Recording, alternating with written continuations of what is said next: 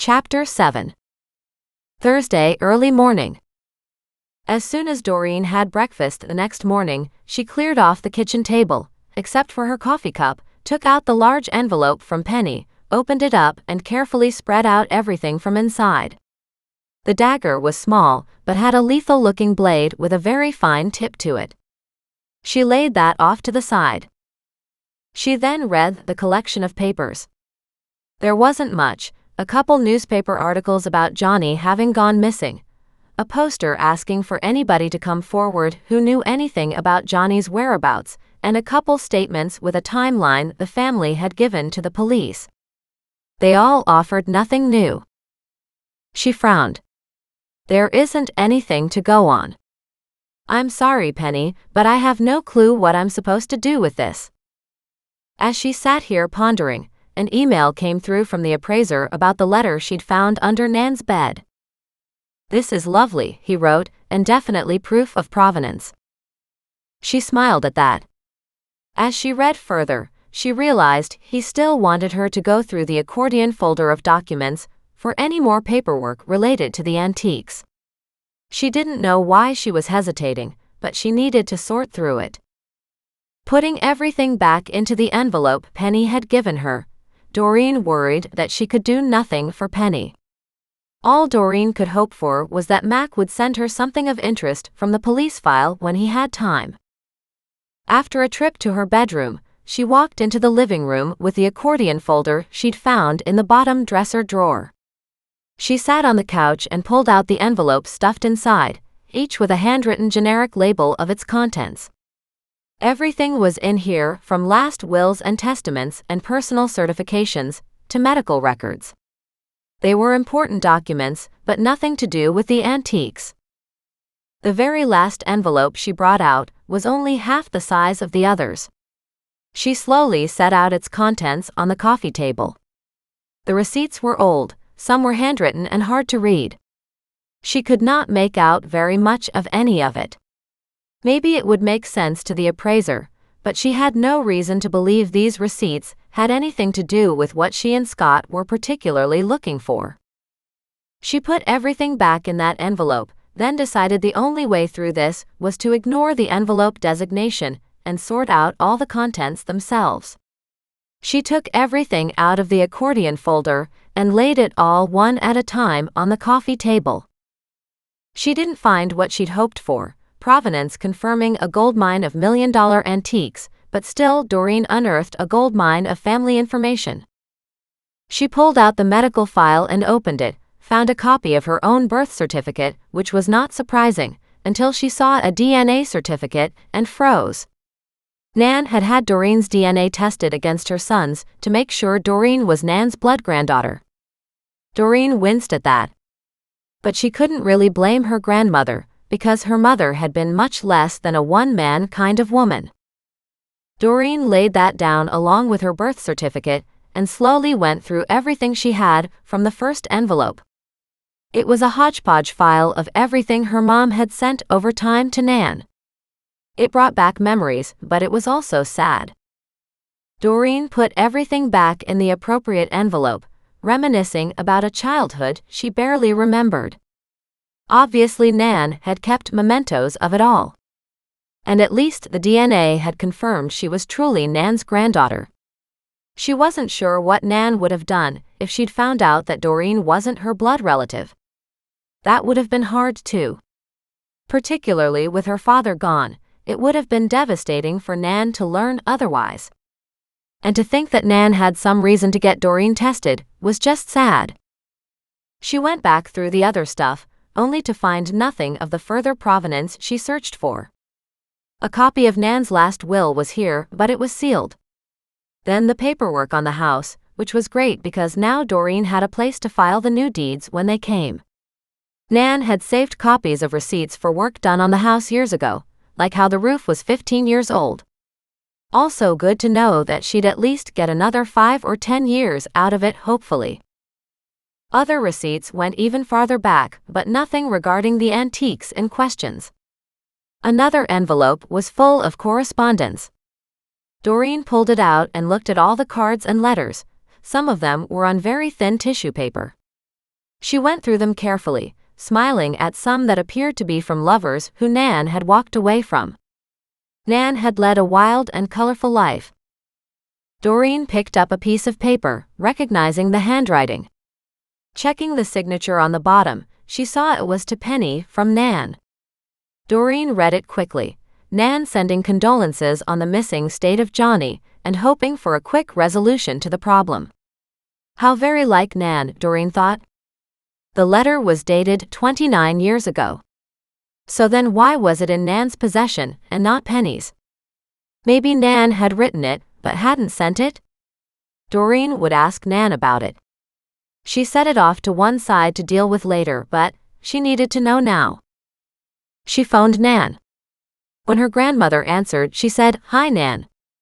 How are you doing today?" "I'd be doing much better," Nan said in a testy voice, "if you came down and gave me all the facts clearly." It was unusual for Nan to be in a difficult mood. Doreen wasn't sure what was going on. "What facts?" "The bodies you found in the lake," she said. "Oh," Doreen said, frowning. "You mean about finding Paul Shore? We know what the news reported and how you're the one who put it all together." Her voice warmed as she added, "And of course it was you. You're the biggest sweetheart." "And yet you sound kind of cranky," Doreen said humorously. "Well, everybody here was mad at me because I didn't have all the information from you." "Oh my," Doreen said. "I never even thought to fill you in on the rest. Yesterday was fairly trying and very emotional. I came home, and I didn't want to deal with people. Although Mac did come over for dinner." Then she remembered what she'd found earlier. "Oddly enough, I just found a letter from you to Penny Jordan, but it doesn't look like you ever sent it."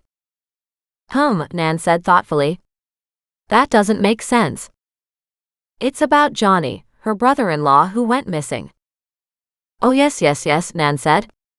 I was writing the letter, giving her my condolences, then realized it sounded like Johnny was dead.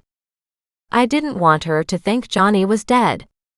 We all hoped the young man had just gone away to make his fortune and would come riding back into town as the big I am he thought he was."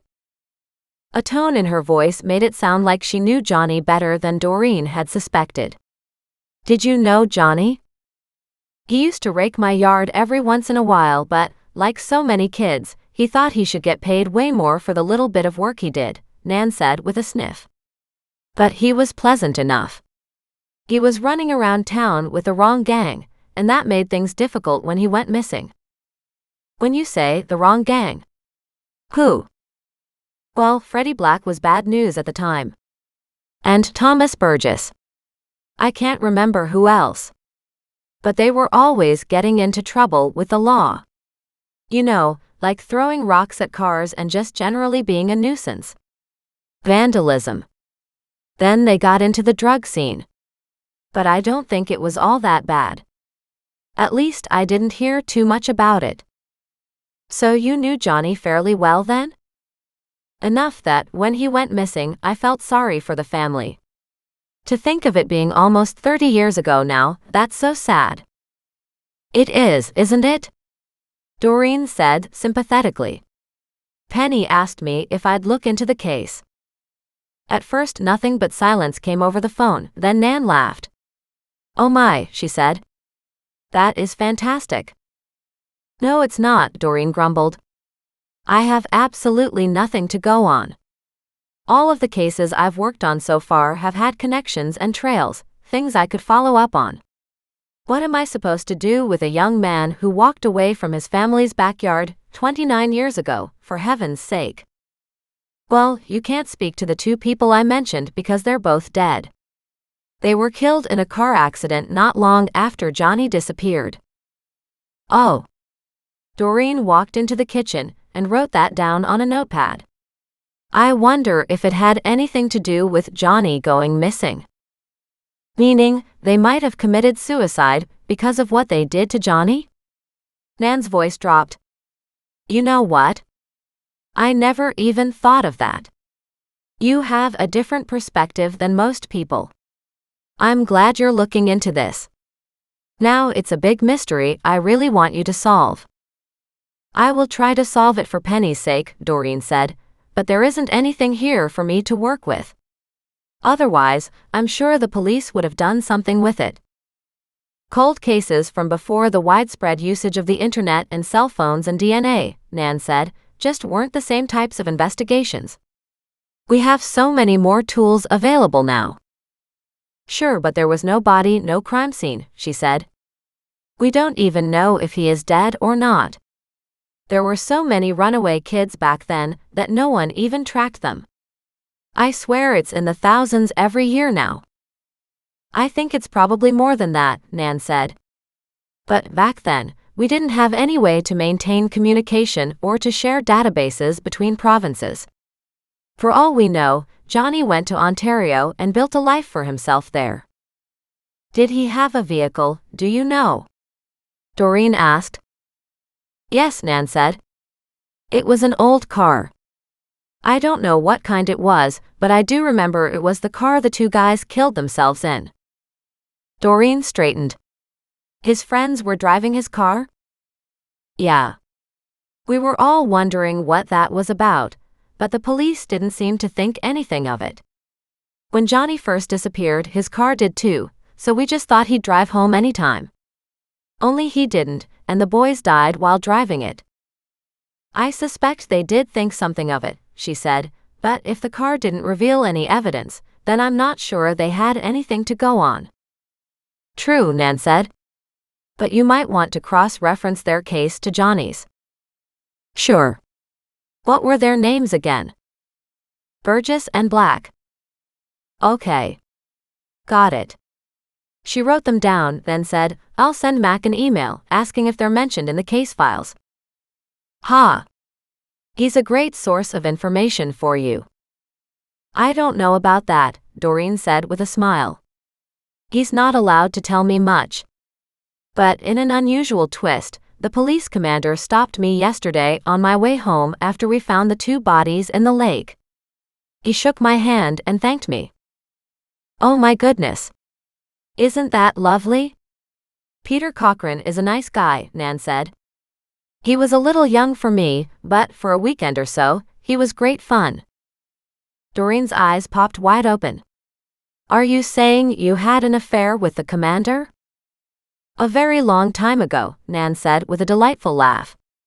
He wanted more, but I wasn't the right person for him. He needed a wife, 3 kids, 2 dogs, 1 cat, and that perfect house with a white picket fence. She chuckled. But that doesn't change the fact he is good at his job, and I'm very happy he did well by you. Doreen was still struck by the admission that Nan had had an affair with a police commander. If you know anybody at the old folks' home who has any information on Johnny's disappearance, let me know, will you? Why don't you come down and have tea? Nan said. I'll get more details from you on yesterday too. Just then, Doreen remembered the letter she'd found underneath the bed. Nan, that's an excellent idea. I have something to show you anyway. I'll put on the tea kettle. You get the animals and come on down. Nan sighed. I have to admit, I could use a hug today. And she hung up.